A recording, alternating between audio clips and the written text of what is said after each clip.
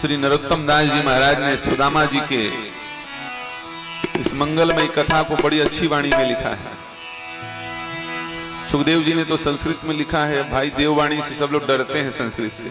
हालांकि श्लोक सुनने में बड़ा मजा आता है। आप लोगों को आता है कि नहीं आता? श्लोक यदि स्वर में गाया जाए तो बड़ा सुंदर लगता है, मन को विश्रांति देने वाला होता है, लेकिन अर्थ समझ में नहीं आता। इसलिए श्री नरोत्तम दास जी महाराज लिखते हैं, विप्र सुदामा बसत हैं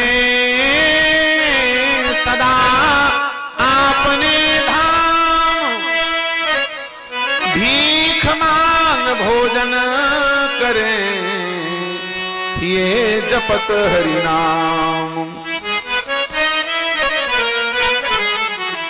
ताकि धरणी पतिव्रता, उनकी एक परम पतिव्रता पत्नी है, गहे वेद की रीत, सलज सुशील सुबद्धि अति, पति सेवा सो प्रीत। बड़ी सुशील और लज्जा को धारण करने वाली नारी निर्लज्ज हो जाए और खूब सोना चांदी पहन ले, सुंदर नहीं लगेगी। अब भले उसके पास आभूषण ना हो, लेकिन यदि लज्जा हो तो नारी का श्रृंगार लज्जा है। निर्लज्ज स्त्री को चाहे कितना भी आभूषण इत्यादि पहना दिया जाए, उसे सुंदरी नहीं माना जाएगा। और अंग आभूषण से विहीन स्त्री यदि लज्जा रूपी आभूषण को धारण की हुई है तो उसे रूपवती सुशील स्त्री का पद प्राप्त हो। एक दिन की बात है, सुदामा जी महाराज ने कहा, बड़ी गरीब स्थिति है सुदामा जी की, खेती किसानी कुछ है नहीं, ब्राह्मणस्य भिक्षा धनम, ब्राह्मण का धन भिक्षा है, 5 घर से ब्राह्मण देव। श्री सुदामा जी महाराज भिक्षा मांग के लाते हैं। अब कभी कोई दे दे, कभी कोई ना दे दे, ना मिले तो 5 घर घूम के चले आए, 6वें घर नहीं जाना, ये नियम है। सुशीला रोने लग गई और सुशीला ने कहा, महाराज आप एक दिन मुझसे कह रहे थे, क्या? कहो सुदामा एक दिन कृष्ण हमारे मित्र, करत रहते उपदेश गुरु, ऐसो परम विचित्र। आप एक दिन मुझे बता रहे थे कि कृष्ण मेरा मित्र है, और मैंने तो सोचा कि कोई ऐसे ही कृष्ण होगा पान ठेला वाला, लेकिन कल एक ब्राह्मण देवता है, उन्होंने बताया कि तुम्हारे पति सुदामा के मित्र का नाम कृष्ण है ना? बोले हाँ वो तो बताए थे। बोले कौन है, जानते हो कृष्ण? सुशीला ने कहा मैं तो नहीं जानती।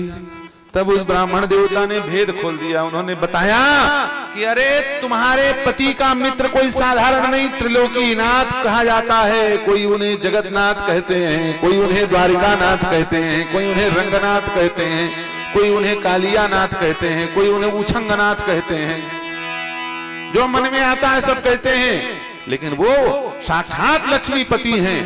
और ऐसे तुम्हारे पति के मित्र के होते हुए, प्रभावशाली व्यक्ति के होते हुए, तुम लोग गरीब हो, भीख मांग के खा रहे हो। देवी विचार करो, अपने पति को प्रेरित करो जाने के लिए। ये बातें सब सुदामा जी ने सुशीला जी को बताई थी। तो सुदामा के पत्नी ने सुदामा जी से कहा, बोले महाराज लोचन कमल दुख भोचन तिलक भाल, श्रवण ही कुंडल मुकुट धरे माथ हैं, ओढ़े पीत बसन गरे में बैजंती माल, शंख चक्र गदा और पद्म लिए हाथ हैं। मैं जान गई आपके मित्र कौन हैं, जिनके नेत्र कमल के समान हैं, वही कृष्ण ना आपके मित्र हैं। अब सुदामा सिर को गड़ा के बैठ गए, बोले आज तक मैंने बताया नहीं था कृष्ण मित्र हैं, बस यही बताया था, लगता है इसे किसी ने भेद खोल दिया। अरे बोले चतुर्भुज नारायण ही आपके मित्र हैं, द्वारिकाधीश मधुरी मुरली बजाने वाले आपके मित्र हैं, मुझे पता चल गया। शंख चक्र गदा और पद्म लिए हाथ हैं। विद्या नरोत्तम संदीपनी गुरु के पास, तुम ही कहत हम पढ़े एक साथ हैं। और द्वारिका के गए हरि दारिद हरेंगे पिय, द्वारिका के नाथ वे अनाथन के नाथ हैं। एक बार तुम द्वारिका चले जाओ, हे द्वारिका, हे प्राणनाथ, हे सुदामा जी, आप एक बार द्वारिका चले जाओ। जिनके नाम सुनते ही दरिद्रता भाग जाती है। द्वारिका के गए हरि दारिद हरेंगे पिय, द्वारिका के नाथ अनाथन के नाथ हैं। आप एक बार द्वारिका जाओ। प्रार्थना किया सुशीला ने। सुदामा जी रोने लग गए, सिसकी आने लग गई। बोले इसीलिए मैंने पूरा परिचय नहीं दिया था तुम्हें, क्योंकि नारी हट करोगी और मुझे जाना पड़ेगा। सुशीला, जैसे भगवान ने जन्म दिया है, जो भगवान ने संसाधन दिया है, उसी में संतुष्ट रहो। संतुष्टि से बड़ा धन संसार में कुछ नहीं होता। शिक्षक हो सिगरे जग को तिया, मैं ब्राह्मण हूं और ब्राह्मण जगत गुरु होता है। मैं सारे संसार को सिखाता हूं कि भगवान ने जिस स्थिति में हमको जन्म दिया है उस स्थिति में संतुष्ट रहो। और तुम मुझे क्या कह रही हो कि भगवान के दिए हुए स्थिति को मैं परिवर्तित करूं। शिक्षक हो सिगरे जग को तिया, ताको कहां अब देती है शिक्षा। तू मुझे पढ़ा रही है। जे तप के परलोक सुधारत, संपत्ति की तिनके नहीं इच्छा। जो परलोक के बारे में सोच रहे हैं वो इस जगत के संपत्ति धन विपत्ति को नहीं देखते, गरीबी अमीरी नहीं देखते। मेरे ही ये हरि के पद पंकज, 12,000 ले देखी परीक्षा। और को धन चाहिए बावरी, ब्राह्मण को धन केवल भिक्षा। अरे बावरी, ब्राह्मण को वास्तविक धन तो उसकी मति है, और मति शुद्ध तब रहती है जब किसी प्रकार के भी अपराध वाला अन्न मुंह के अंदर न जाए, जिसमें दूसरे के हक को मारा गया हो, जिसमें पर अधिकार का अतिक्रमण किया गया हो, उस धन को, उस अन्न को खाने वाले व्यक्ति की मति शुद्ध नहीं रह सकती। और वो ब्राह्मण क्या जिसकी मति शुद्ध न रहे। इसलिए ब्राह्मण को धन केवल भिक्षा, क्योंकि भिक्षा का अन्न पवन पवित्र होता है। ये किसी के हक को मार करके नहीं प्राप्त किया जाता, प्रेम से दिया है उस व्यक्ति ने। सबसे पवित्र अन्न किसानों का माना जाता था पुराने समय में, लेकिन अब किसानों का अन्न भी जहर के समान हो गया है। देखते हो ना, एक साल में एक आध साधु जेल में घुस ही जाता है। देखते हो कि नहीं सुनते हो भाई, खबर आया ये बाबा चले गए जेल, ये चले गए जेल। क्यों चले गए जेल? उनकी कोई गलती थोड़ी है बेचारी। अब गाड़ी में सुंदर पेट्रोल से चलने वाली गाड़ी है क्रेटा, अब उसमें मिट्टी तेल मिला के डालोगे तो काला काला धुआं छोड़ेगी नहीं छोड़ेगी?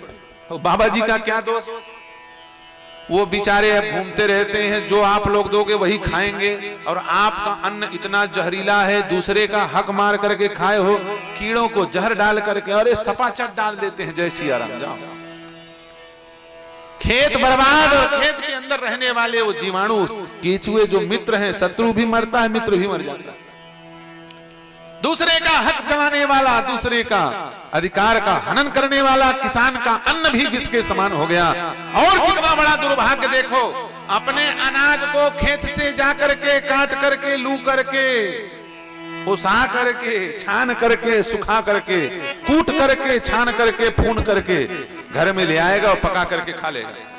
लेकिन जिस अन्न पर गौ माता का अधिकार था, आपका अन्न है धान चावल, और गौ माता का अधिकार है, गौ माता का अन्न है वो सूखा पैरा, उसमें आग लगा देता है, अपना अनाज लाता है और दूसरे के हक में आग लगा देता है। ऐसा किसान गौ हत्यारा है, गौ वध का पाप लग रहा है उसको। और गौ द्रोही के द्वारा दिए गए अन्न को नहीं खाना चाहिए। कभी भी गाय के अन्न में आग मत लगाओ, पैरा में आग मत लगाओ, किसी गरीब आदमी को दे दो। समझ में आई कि नहीं बात? गोचर भूमि को मत जोतो। याद रखना, जो व्यक्ति धोखे से भी एक गाय के चरने लायक भूमि को जोत लेता है, अतिक्रमण कर लेता है, उसका त्रिकाल में भी कोई प्रायश्चित का उपाय नहीं। गौ वध करने वाले का प्रायश्चित का उपाय है, लेकिन गोचर जोतने वालों का कोई उपाय नहीं है। क्यों? क्योंकि गाय मारने वाले ने तो एक बार में मार दिया, और गोचर जोतने वाले ने गाय को भूखे रख करके तड़फा तड़फा करके मारा, इसलिए वो अक्षम्य अपराधी है।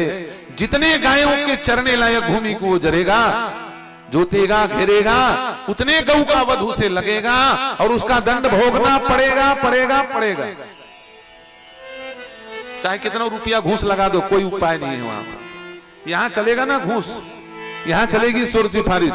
यमराज के यहां कोई जान पहचान वाला आदमी नहीं, भोगना पड़ेगा। तो इसलिए ब्राह्मण का अन्न परम पवित्र होता है।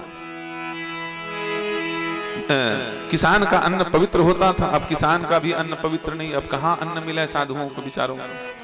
तब भगवान के भरोसे बैठे, राम राम राम राम राम राम कहते रहते, उतने में जितना पाप नष्ट हो जाए। तब राम भरोसे साधु हैं, राम भरोसे ब्राह्मण, राम भरोसे गौ, राम भरोसे देवता बैठे हैं। देवताओं के भी मंदिर बड़े बड़े बन गए, लेकिन मंदिर में भगवान की पूजा के लिए घी लाते हैं। पता चला गौ माता का कटा हुआ चर्बी लेकर के डब्बे में भर के ले आए। गौ चर्बी से बने हुए घी को भगवान के सामने आरती उतारने लगते हैं। ओम जय जगदीश हरे। भगवान परेशान है। तो शुद्ध अन्न पाने वाले की मति शुद्ध होती है, और ब्राह्मण का धन उसकी शुद्ध मति होती है। भिक्षा का अर्थ शुद्ध मति। सुदामा की पत्नी ने समझाया, बोले महाराज बड़े आए भिक्षा वाले, ऐसे बता रहे हो जैसे रोज आपको भिक्षा मिलती है। कोदो सवा जुरितो भरी पेट, यदि कोदो सवा भी मुझे दान में मिल जाए एक दिन के खाने के लिए तो मैं कुछ न कहती। आप सुशीला बोल रही है। आप जो भिक्षा मांगने जाते हैं उसमें क्या मिलता है? 4-4 बालक हैं, भूखे सोते हैं। कोदो सवा जुरितो भरी पेट, तो चाहती ना दधी दूध मठौसी। यदि कोदो सवा भी मिल जाता तो मुझे दूध घी की जरूरत नहीं महसूस होती। लेकिन शीत बीतीत जो शिष्यात ही, हाँ हटती पे तुम्हें न हटोती। बिना खाए पिए ठंडी रात दांत बजा बजा करके हम लोग सोए रहते हैं, ठंडा जल पी करके अपने जठराग्नि को शांत करते हैं। जो जनती नहीं तू हरि सो तुम्हें। और एक बात और सुन लो महाराज, यदि मुझे ये पता ना होता कि आप द्वारिकानाथ के मित्र हैं तो मैं आपको ना भेजती। मैं ये नहीं कहती कि आप और किसी के यहाँ की नौकरी चाकरी करो, मैं भिक्षा में ही अन्न में संतुष्ट थी, लेकिन मुझे पता लग गया कि आप द्वारिकानाथ के मित्र हैं। जो जनती नहीं तू हरि सो तुम्हें, काहे को द्वारिका पेल पठौती। जबरदस्ती पेल करके मैं द्वारिका आपको ना भेजती, क्योंकि मुझे पता है वो दीनानाथ हैं, आपकी जरूर सुनेंगे। या घर ते न गयो कब हूँ पिय, टूटो तवा और फूटी कठौती। मैं जब से यहाँ आई हूँ तब से टूटी हुई तवा और फूटी हुई कठौती आज तक ये हमारे घर से नहीं गई। यही दरिद्रा है।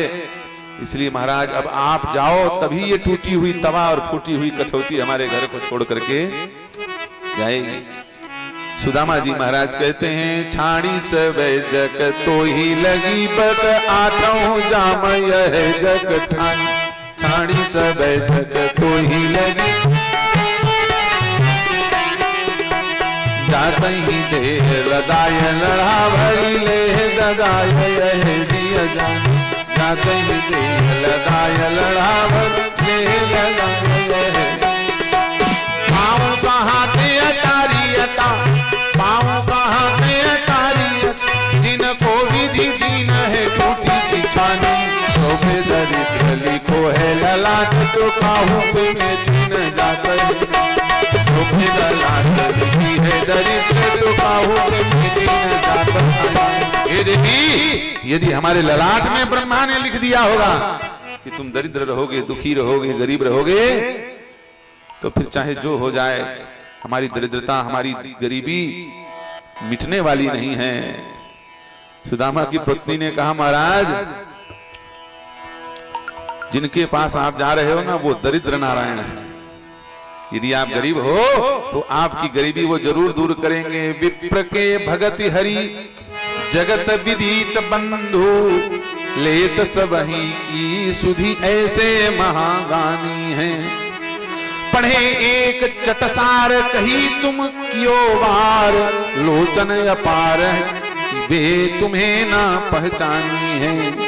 एक दिन बंधु कृपा सिंधु फेरी गुरु बंधु, तुम सम कौन दीन जाको जिय जानी है।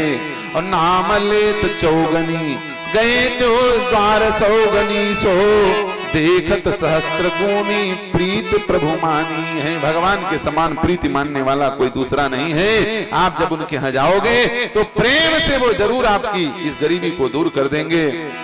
सुदामा रोने लग गए और कहा, ठीक है जा रहा हूं द्वारिका, लेकिन जाने के लिए जाऊंगा तो कुछ भेंट लेकर के मित्र के पास जाना चाहिए। क्या लेकर के जाऊं? तो पत्नी ने कहा, चिंता क्यों करते हो महाराज, मैं आपके लिए 4 मुट्ठी चूड़ा लेकर के अभी आती हूं। चावल लेकर के दौड़ करके सुशीला गई और फटे हुए वस्त्र में बांध करके सुदामा जी महाराज को दिया। जब द्वारकाधीश भगवान के पास पहुंचना तो पहुंच करके कहना कि भाभी ने ये भेजा है, और पूछें कि भाभी की क्या हाल चाल है तो बता देना। बोले महाराज हमारे हर रोज एकादशी होता है, बस और कुछ मत बताना।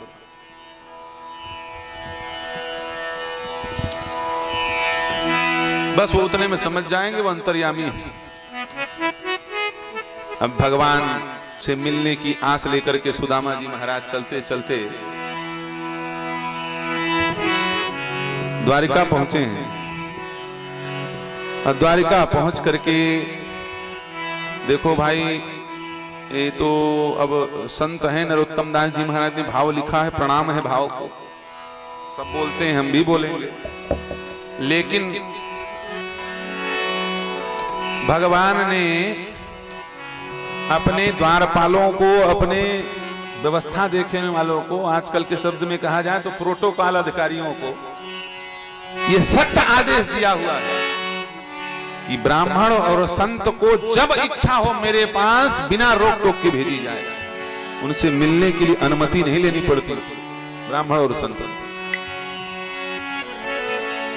लेकिन द्वारिकाधीश के दरबारे पर नरोत्तम दास जी ने भाव प्रकट किया कि चलते चलते सुदामा पहुंचे। इतना गरीब व्यक्ति द्वारिका वासियों ने अभी तक नहीं देखा है। द्वारपाल दौड़ करके पहुंचा।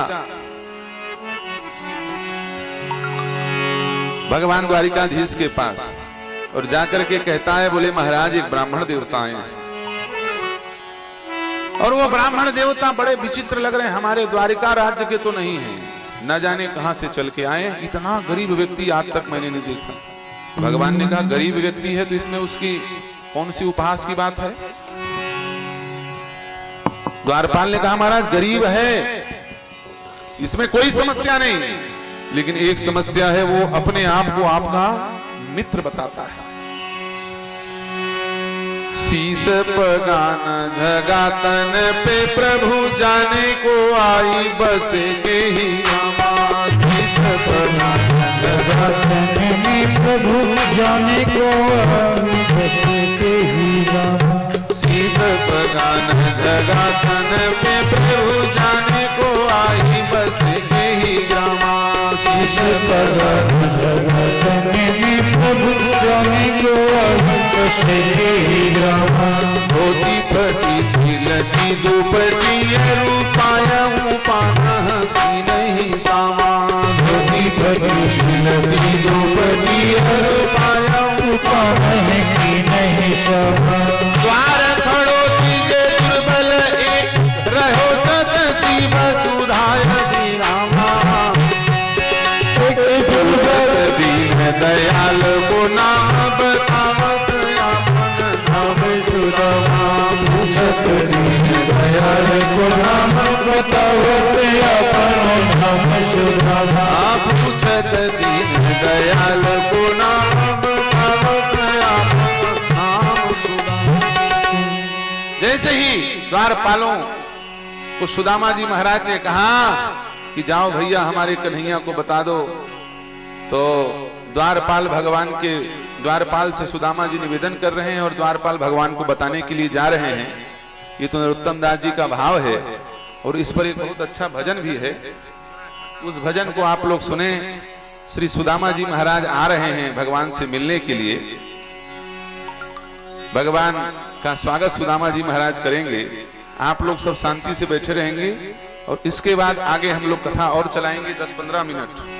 ठीक 4 सवा 4 बजे कथा विश्रामित होगी।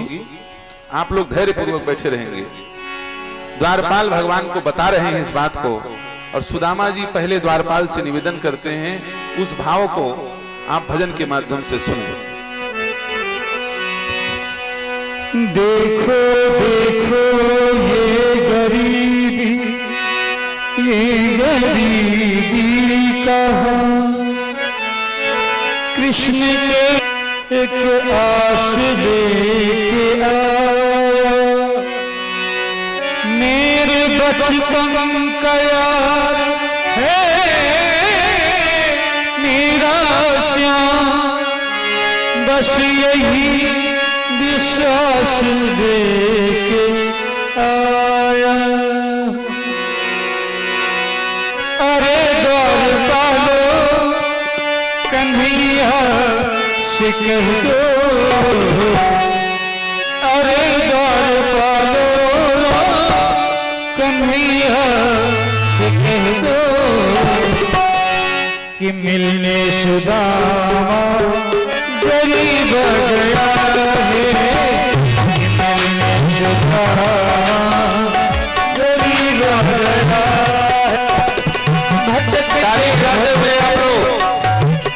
भटकते भटकते न जाने कहाँ से, भटकते भटकते न जाने कहाँ से, तुम्हारे महल के करीब गया है।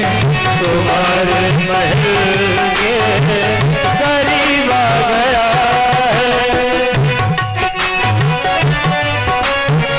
जोर से ताली बजाते हुए दोनों हाथ ऊपर उठाइए।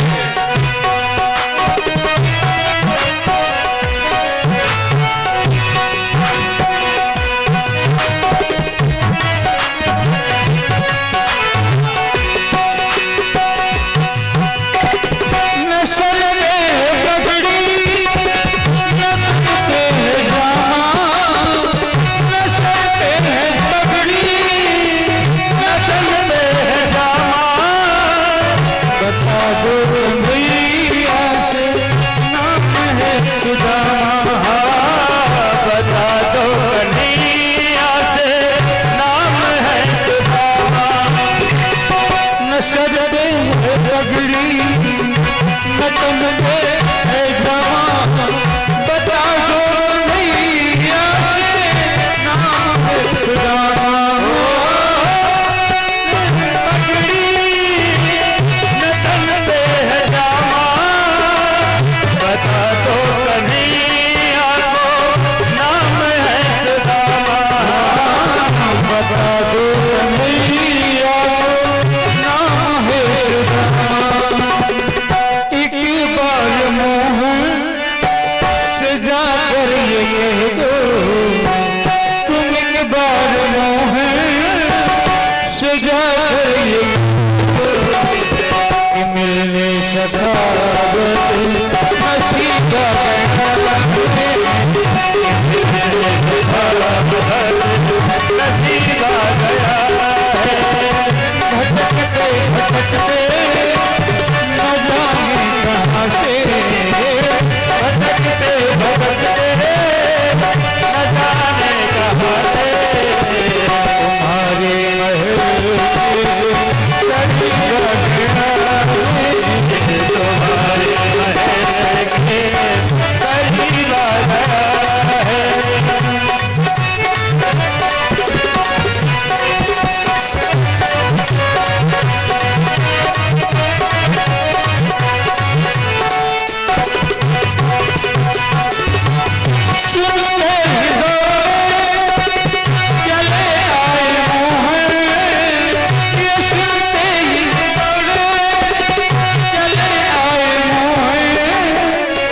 लगाया गले से सुदामा को मोहन, लगाया गले से सुदामा को मोहन।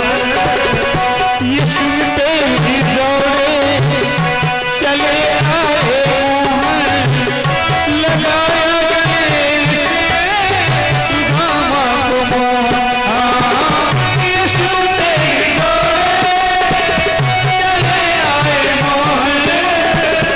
लगाया गले से सुदामा को मोहन, लगाया गले से सुदामा को मोहन। हुआ रुक्मिणी को बड़ा ही अचंभा, हुआ रुक्मिणी को बड़ा ही अचंभा।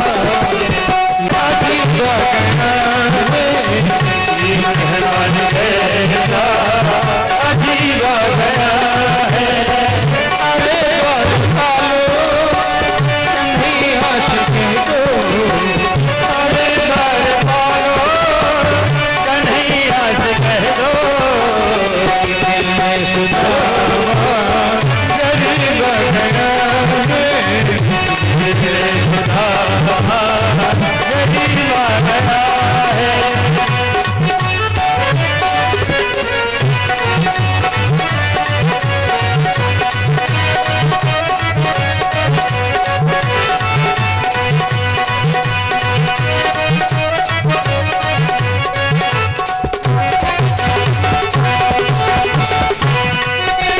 सुदामा बिठाए बराबर से अपने, सुदामा बिठाए चरण आंसुओं से श्याम ने धुलाए, हाँ चरण आंसुओं से श्याम ने धुलाए। बराबर से अपने सुदामा बैठाए चरण आंसुओं से श्याम ने धुलाए, बराबर से अपने सुदामा बिठाए चरण आंसुओं से श्याम ने धुलाए, चरण आंसुओं से श्याम ने धुलाए। न घबराओ प्यारे जरा तुम सुदामा, न घबराओ प्यारे जरा तुम सुदामा, खुशी का समा करीब गया है, खुशी का समा करीब गया है। अरे दर्द पालो कन्हैया से दो, दिल में सुदामा गरीब गया है, दिल में सुदामा गरीब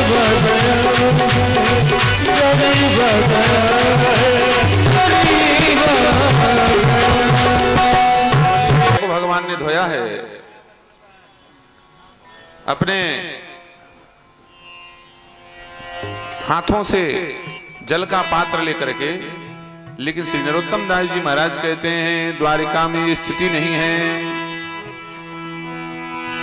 ऐसे बेहाल बेवाई न सोपग कंटक डाल लगे पुनि जोए, ऐसे बेहाल बेवाई न सोपग कंटक डाल लगे पुनि जोए।